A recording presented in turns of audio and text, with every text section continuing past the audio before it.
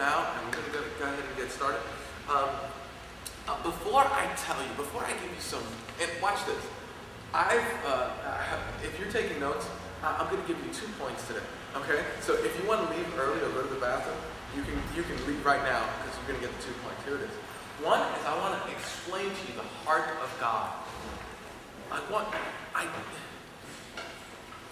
We have to have a good understanding of the heart of God if we're going to understand why we need to evangelize.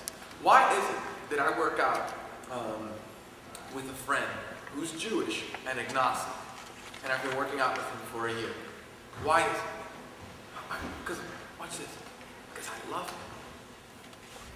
And I imagine that my love for him is a transforming love that would draw him to Jesus. Now watch this. On the train, preaching the gospel, literally, and I'm talking, we don't preach the gospel like a little bit on the train.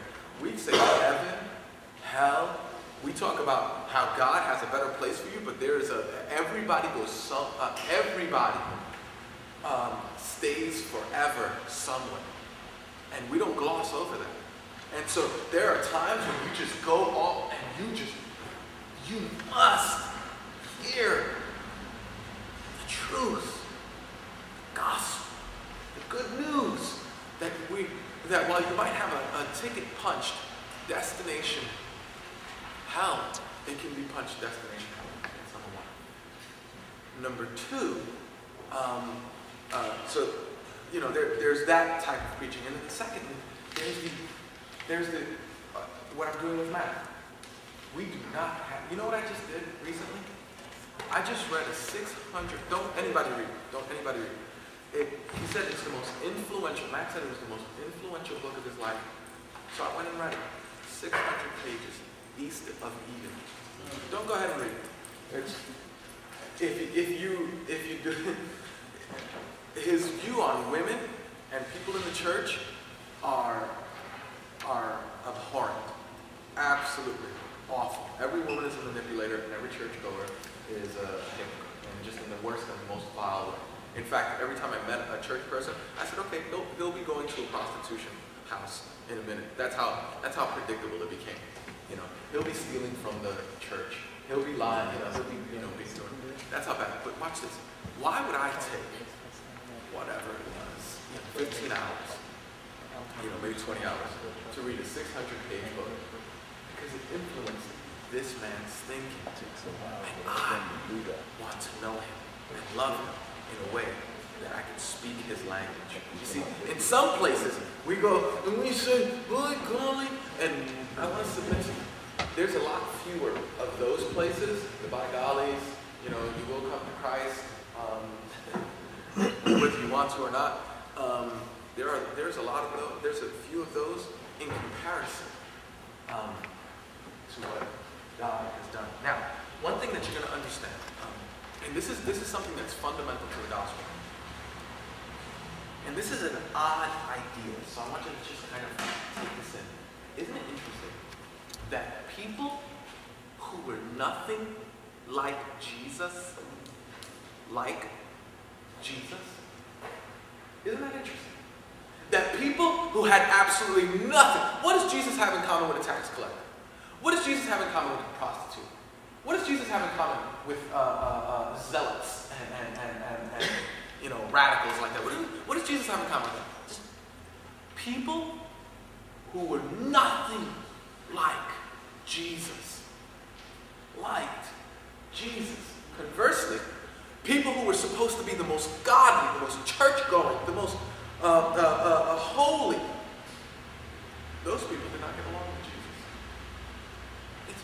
It's an interesting observation that you cannot help but miss.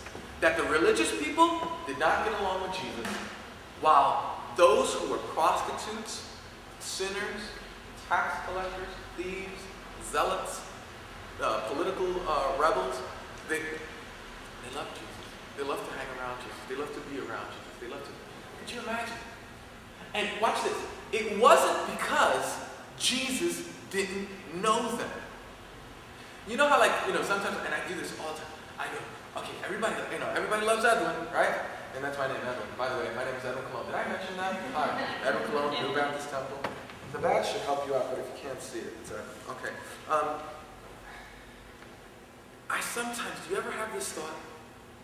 You know, you have a friend that's really deep, and this thought happens to me all the time because I speak in front of people, so that's why if you ever come to any of my sermons, I try to confess as much about me as possible, because I just know that, you know, you need to know that I'm not perfect and that have you ever had the thought, man, if you really, really knew me, you know, you get a new boyfriend, you get a new girlfriend, if you really, really knew me, you would not love me. If I really told you the deep, dark secret, if I really told you those things that go on in my mind, you would not love me. Wasn't it odd that these were the flagrant sinners of Jesus' time? And if anybody knew what they had gone through, what they had thought, thank you, and what they were doing, Jesus did. Imagine having a friend like that. Could you imagine walking around with Jesus, and then you have a question, and he goes, I'll tell you why. Like if the question pops up into your mind, and he goes, I'll tell you why. I didn't even ask the question yet. Yeah, well, I know your thoughts. Could you imagine having a friend like that? That's disconcerting, right? Jesus was like that. And yet people, watch this, yet people who were nothing like Jesus flocked to Jesus. Now, this is the bite. Why is it then that people who are called by the name of Jesus flock to churches all throughout America, not necessarily here, maybe not even in my church, maybe here, maybe in my church, and sinners feel the most uncomfortable around those people? That's an interesting question. Why is it?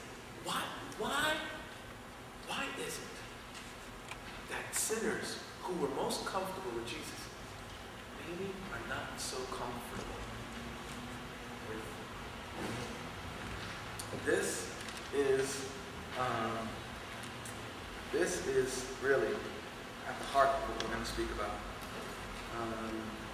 I want everybody, oh no.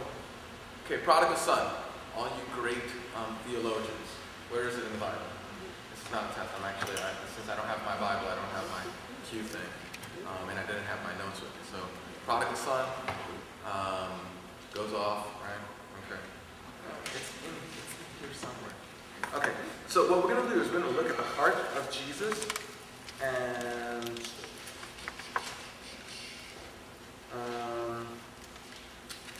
we're going to look at the heart of God.